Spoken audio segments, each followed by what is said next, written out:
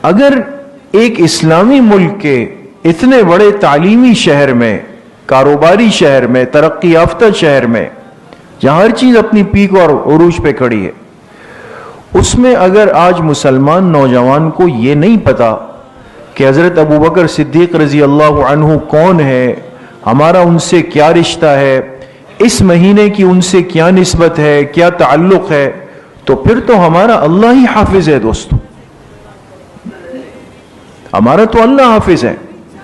جب ہمیں اپنے دین کی اتنی بنیادی اور اہم معلومات نہیں ہے ہمارے پاس، تو آگے کی کتنی معلومات ہوگی، کتنا ہمارا واسطہ اور رابطہ ہوگا اپنے دین سے، وہ خود آپ اندازہ لگا لیں۔ اس لیے کم سے کم درجے میں ایک مسلمان اتنا تو آج ہم احساس کریں نا،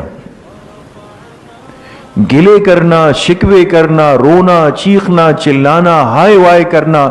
جی یہ ہو گیا، جی یہ ہو گیا، جی یہ ہو گیا، تو بھئی یہ گلے شکوے ختم کون کرے گا؟ اپنے ان بچوں کو، ان نوجوانوں کو یہ بتائے گا کون کہ حضرت ابوبکر صدیق رضی اللہ عنہ اس امت کے کون ہیں،